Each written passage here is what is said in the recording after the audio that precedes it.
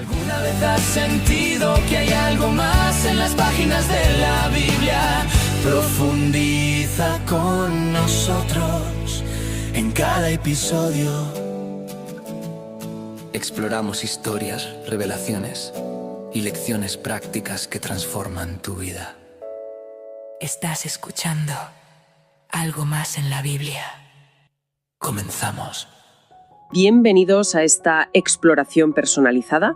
Hoy nos adentramos en un territorio que toca lo más íntimo, la fe, la convicción personal y, el papel de la conciencia. Ajá. Todo ello visto a través de la lente de unos textos de perspectiva cristiana que nos han llegado. Sí. Nuestro cometido es, desentrañar esa compleja danza entre lo que creemos en nuestro fuero interno, esa voz llamada conciencia, la fe que decimos profesar y cómo todo eso se traduce, o no, en nuestras acciones cotidianas. Claro, en el día a día. Particularmente nos fijaremos en esas zonas grises, las situaciones que los propios textos denominan cosas indiferentes, ¿no? Aquellas que no parecen intrínsecamente buenas ni malas. Exacto. Y para empezar, una idea potente que plantean estos escritos. ¿Puede algo aparentemente tan neutro como, elegir qué comer o beber, acabar siendo un acto reprobable, un pecado, simplemente porque lo hacemos yendo en contra de lo que nos dicta nuestra propia conciencia? Interesante punto de partida, ¿verdad? Vamos a analizarlo. Sin duda es un tema nuclear en la vivencia de muchas personas. Estos documentos ponen el foco precisamente ahí, en comprender la conciencia no solo como un juez moral, sino como una guía interna fundamental. Ajá. Y lo que recalcan es cómo la convicción personal, esa seguridad interior o la ausencia de ella, se convierte en un factor determinante en la vida de fe, según la interpretación que presentan. Entiendo. La coherencia entre el sentir, el creer y el actuar. Es el eje central aquí. De acuerdo. Entonces, el primer gran pilar que establecen estos textos es que actuar en contra de esa guía interna, la conciencia, se considera problemático, pecaminoso incluso. Eso es. Incluso si la acción en sí misma no está prohibida por ninguna norma explícita. La razón que esgrimen es directa. Se considera así porque la persona, al actuar, cree íntimamente que está haciendo algo indebido. Exactamente. Los textos incluso alertan sobre cómo, a veces, esa voz interior se ignora por presiones externas, por el miedo al que dirán o... Claro, o por no desentonar simplemente. Y eso es justo lo que señalan estos textos. Ajá. Esa es una de las ideas centrales, sí. De hecho, uno de los fragmentos lo formula así. Una cosa neutral se convierte en buena solamente cuando se hace con la sincera y razonada convicción de que lo es. Vale. Lo que esto implica, según la perspectiva de estas fuentes, es que en el ámbito de esas cosas indiferentes, aquellas no mandadas ni prohibidas explícitamente, la conciencia individual se erige como el árbitro final. ¿El árbitro final? Sí.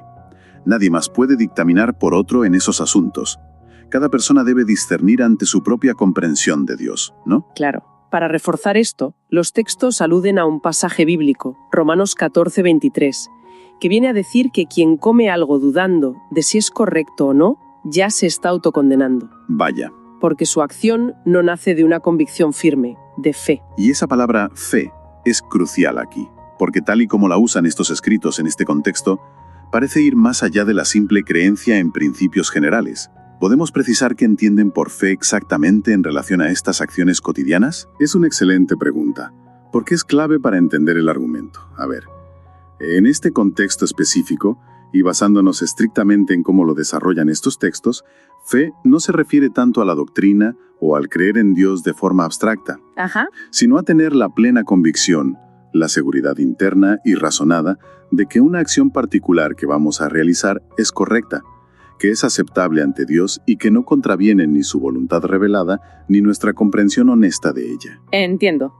La frase que lo encapsula todo y que repiten como un mantra extraído de Romanos 14:23 es: todo lo que no proviene de fe es pecado, ¿vale?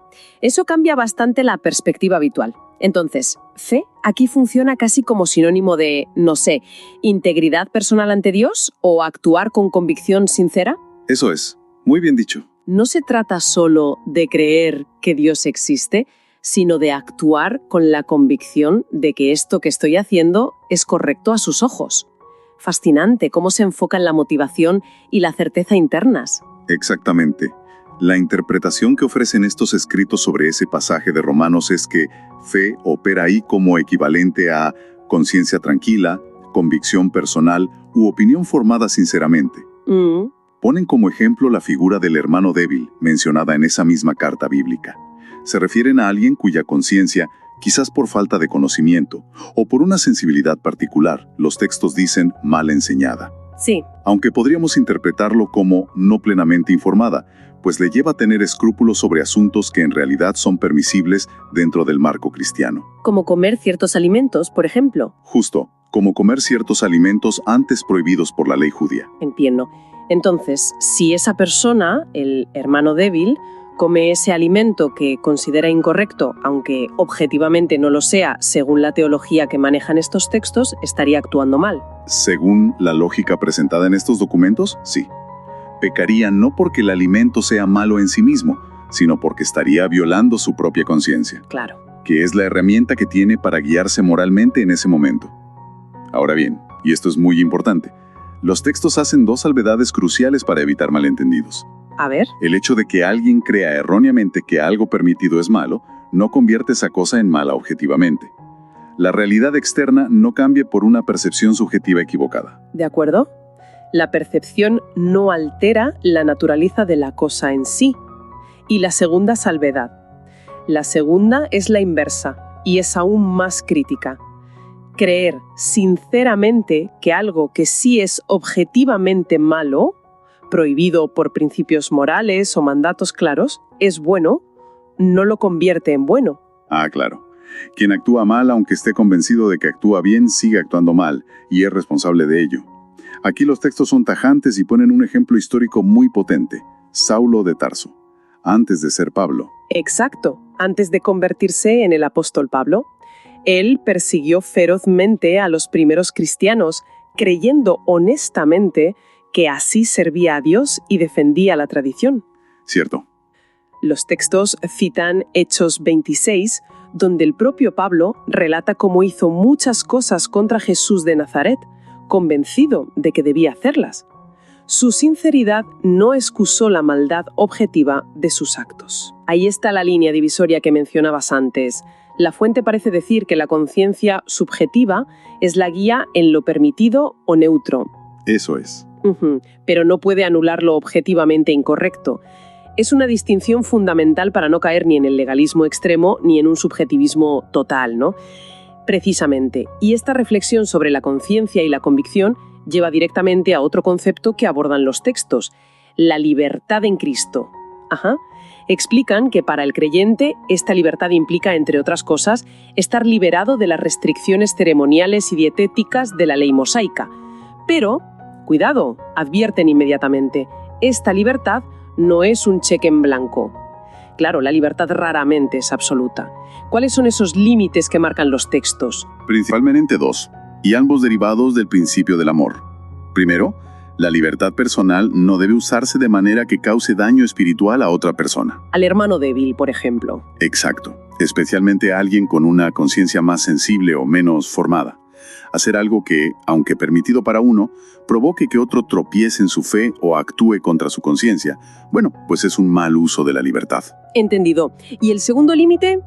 El segundo es que tampoco debe usarse de forma que perjudique la propia vida espiritual o el testimonio personal. Vale. Todo esto lo resumen conectándolo con el respeto a la conciencia ajena y el mandato del amor. Citan de nuevo Romanos 14 para subrayar que nuestra libertad debe estar siempre subordinada al amor. Subordinada al amor. Sí, a veces amar al prójimo implicará voluntariamente renunciar a ejercer un derecho o una libertad que se posee. Entendido. La libertad cristiana, tal como la describen aquí, parece ser una libertad responsable, diría yo, orientada al bien propio y ajeno y regulada por el amor y la consideración. No es tanto libertad de, sino libertad para servir, para amar, para actuar con convicción. Esa es una buena forma de resumir la perspectiva que ofrecen, sí. Y esto nos lleva al último punto importante que tratan, el papel de la duda. La duda. Si la fe se entiende como convicción firme, ¿qué pasa cuando no la hay? ¿Qué hacemos con la duda? La postura de los textos es clara.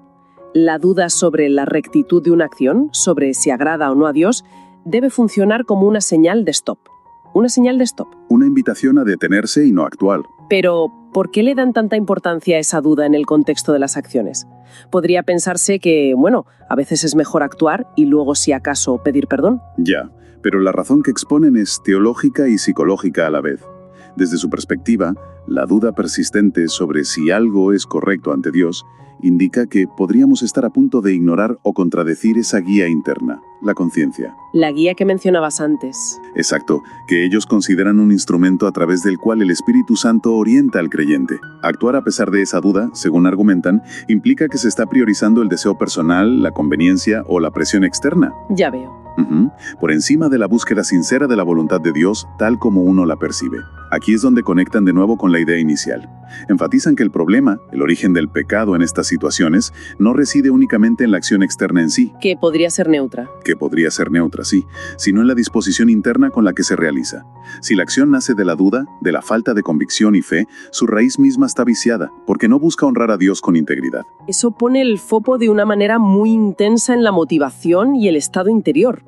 Sugiere que en estas áreas grises, la calidad moral de la acción depende enormemente de la convicción y la paz interior con que se realiza. No es solo qué hago, sino desde dónde lo hago. Me parece una perspectiva que exige mucha autohonestidad.